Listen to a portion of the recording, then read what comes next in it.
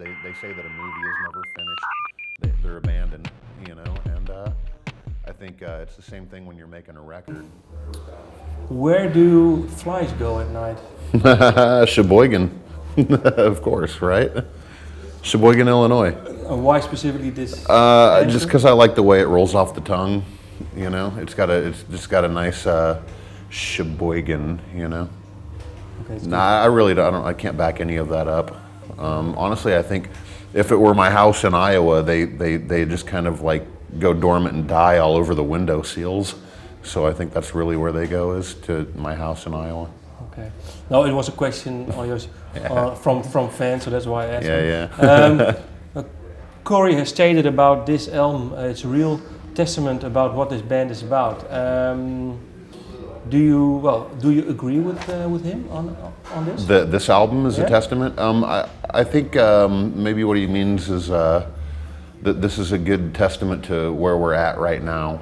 It's I think in a lot of ways we've evolved in the way that we wanted to.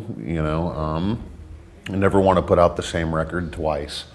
A lot of bands kind of find a theme that works for them, and then they just kind of keep writing very similar records. And I don't know that we'll ever do that, because everybody in the band writes, and we all have different writing styles, and when we bring it together, it puts kind of a different flavor on each song, So, given the fact that we didn't have a lot of time to really write for the album, but we had a lot of time to do pre-production for the record, I would say that it's a pretty accurate representation of the evolution of Stone Sour right now. It's been 4 years since your previous album. Does it also have to do with sometimes a band record, let's say every year, every 2 years they record a new album?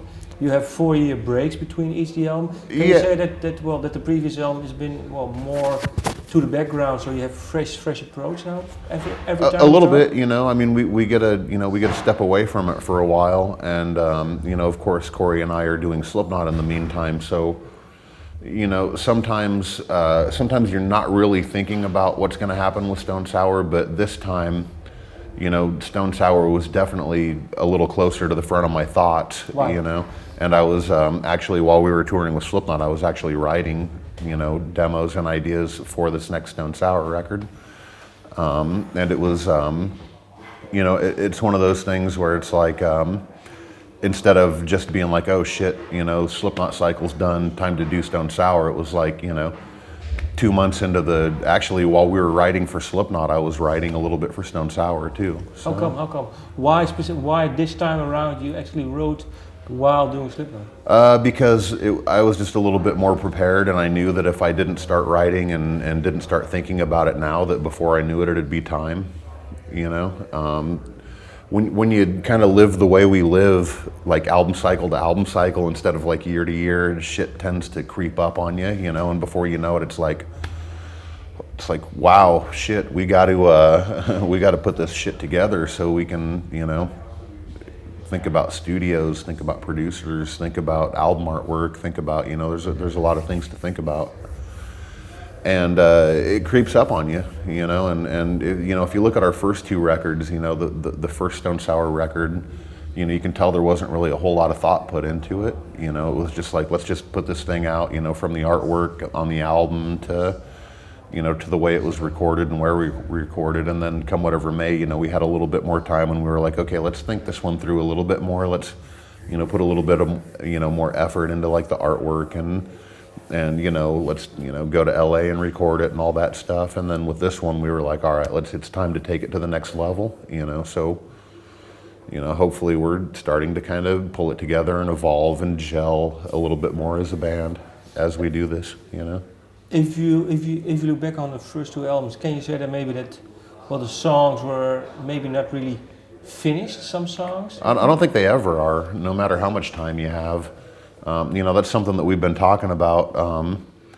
They ask you like, how much time you had to record and how much time you took in the studio, and Corey and I have been kind of comparing it to movies. They say that a movie is never finished. They're abandoned, and I think it's the same thing when you're making a record. I mean, we're mixing the record now. It isn't out yet, but I'm listening to some of the mixes that are coming back, and I'm like, shit, man, I'm hearing a melody over this part that I wish I could put in there now, or I'm hearing, I'm hearing this section going into a halftime feel, or I'm hearing, there's something else that could be added, and I keep hearing this stuff, and I want to go back and add it, but unfortunately it's too late, for any of that now. So.